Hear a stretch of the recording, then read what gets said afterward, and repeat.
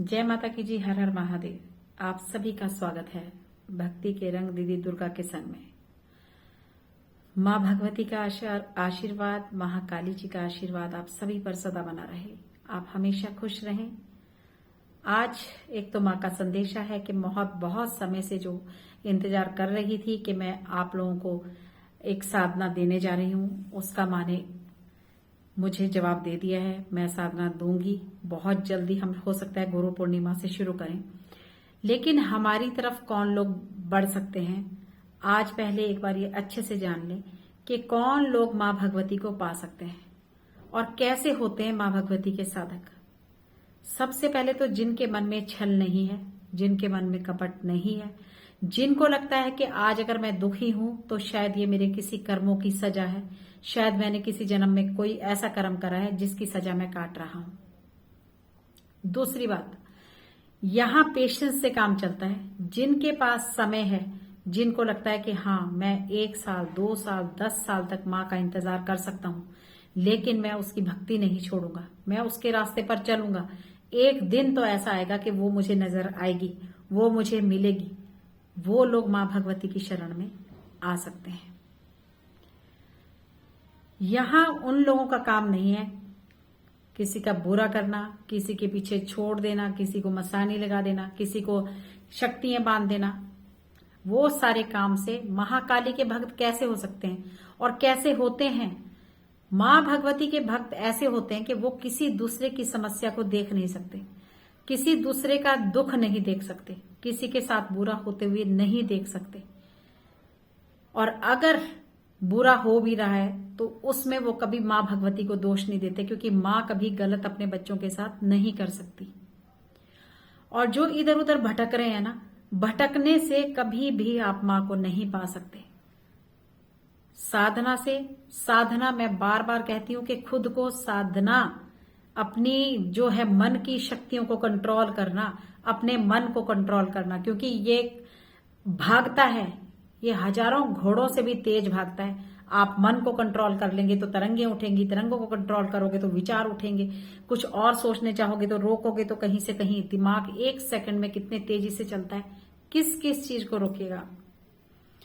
तो इसलिए अपने आप को साध के अपने मन में गलत विचार ना लाना, क्योंकि देखिए शास्त्रों में ये मेंशन है, अगर आप किसी साधना में बैठे हैं, आप बिल्कुल साधु वाले तरीके से ही अपने वस्त्रों का, अपने ख्यालों का, अपने मन का, जब हम मन के भाव से भगवान को प्रसाद लगा सकते हैं, जब हमारे सोचने से भाव बार बार बात आती है कि भाव का ही सारा खेल है, तो अगर किसी के प्रति आपके मन में एक भी विचार गलत आ गया, वहीं आपकी साधना खत्म हो गई। इसलिए बिल्कुल फ्री होके दिमाग से सही तरीके से साधना में उतरने की सोचिएगा। साधना हम 2 तरीके की कराने जाएंगे, एक हम करेंगे महाकाली की और एक हम करेंगे पीताम्बरा माँ की। सबसे पहले करेंगे जिनको बहुत ज्यादा समस्या है, पैसों की समस्या के लिए ही हम सबसे पहले साधना देंगे। तो अब अगर आपको लगता है कि महाकाली की चाहिए तो बताएंगे, अगर पीताम्बरा माँ की चाहिए तो भी आप कमेंट में लिखेंगे और जय माता की जरूर लिखेंगे। वीडियो को लाइक जरूर करेंगे, शेयर जरूर करेंगे। और अगर जिसके ज्यादा होगा, जो लोग लिखेंगे हमें ये वाली साधना चाहिए, मैं वही साधना सबसे पहले गुरु पूर्णिमा से हो सकता है कि हम उसी दिन से साधना शुरू कर देंगे। माँ भगवती, अगर आप सोचें कि एक बार आप 15 दिन बैठ गए, 11 दिन बैठ गए, आप जो है 21 दिन 41 दिन बैठ गए और माँ 1 सेकंड में आपके सामने आ जाएगी, तो पहले आपके कर्मों का ये एक ऐसा घड़ा है जो पाप घटता जाएगा और पुण्य बढ़ता जाएगा। इस तरह से धीरे धीरे धीरे करके आप पहले रास्ते साफ करते जाएंगे, फिर आप भगवान की तरफ बढ़ते जाएंगे। तो साधना के लिए कोई समय नहीं, ये वो इंसान कर सकता है जिसकी नींद हराम हो जाए, जिसकी भूख हराम हो जाए, जिसकी प्यास खत्म हो जाए, जिसको लगे कि नहीं तड़फ पैदा हो जाए। जैसे एक ऐसी तड़फ कि मैं आपको बयान नहीं कर सकती, वही इंसान मां तक पहुंच सकता है। जैसे एक प्रेमी के लिए, और मेरे गुरुजी कहा करते थे कि जब हम किसी से प्रेम करते हैं, दिन टाइम और वक्त कभी ना देखें कि हम उस दिन से करेंगे, वो दिन बेस्ट है, वो दिन बेस्ट है। जब हमें किसी से प्रेम होता है, हम भाग भाग के उसकी तरफ दौड़ते हैं कि मैं कैसे उससे अपने प्रेम का इजहार करूं।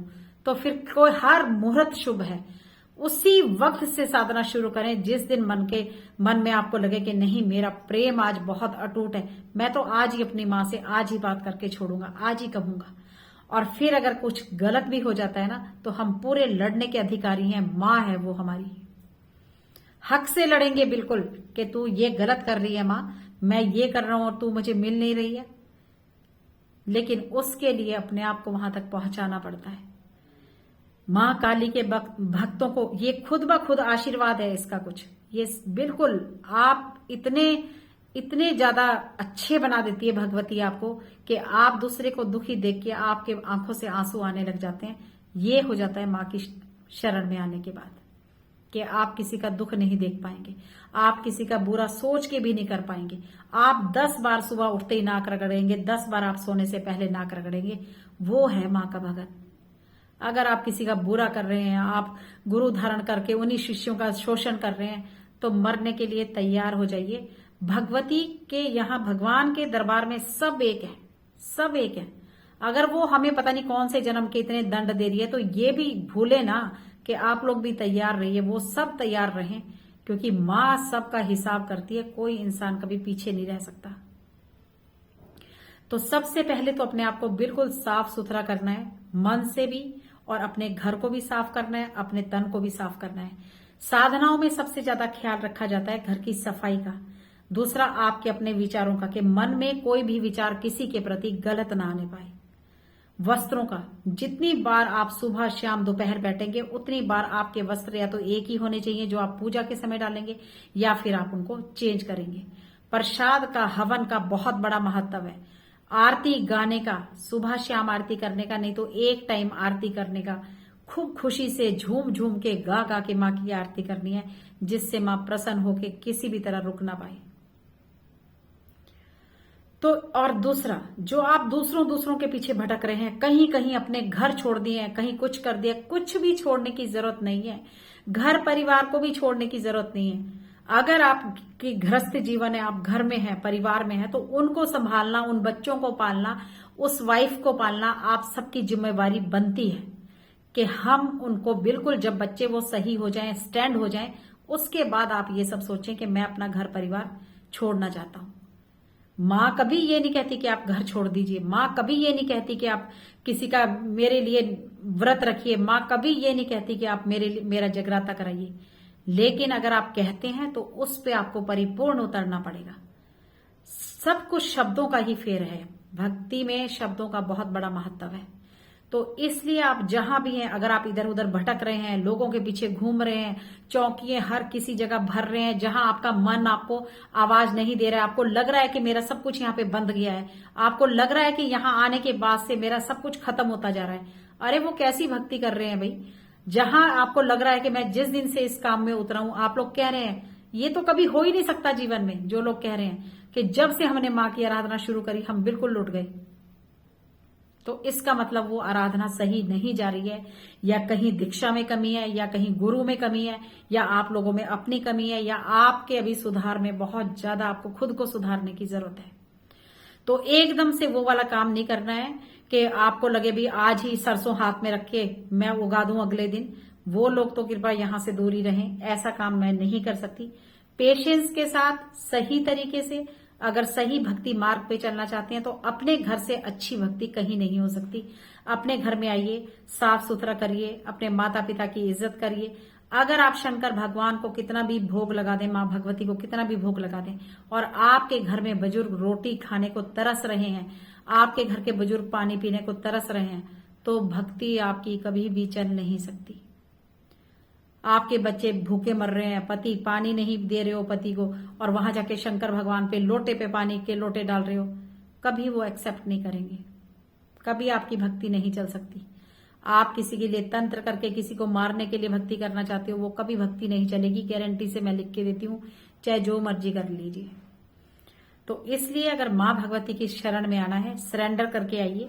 आप कौन सी भक्ति में जल्दी उतरना चाहते हैं और क्या क्या आप लोगों का होना चाहिए, अपने घर को साफ करिए, अपने घर में आइए। घर से बैठ के ही हम लोग जो है भक्ति मार्ग पर चलेंगे, मां भगवती को घर में बैठ के ही प्राप्त करेंगे।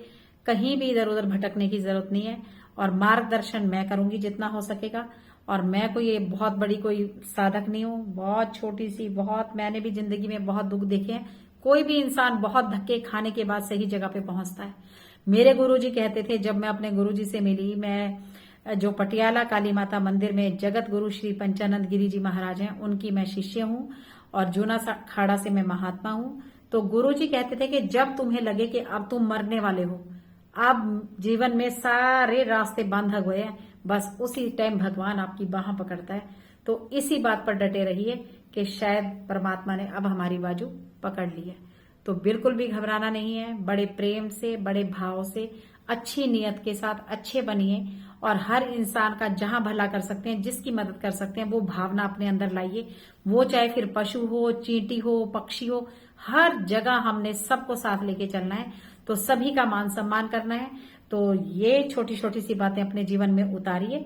तो ये था आज का पहला पाठ, जहां से हम करेंगे अपनी यात्रा शुरू। तो आप सभी को बहुत बहुत शुभकामनाएं। हो जाइए तैयार, तो बहुत जल्दी हम करेंगे एक साधना शुरू। जय माता की।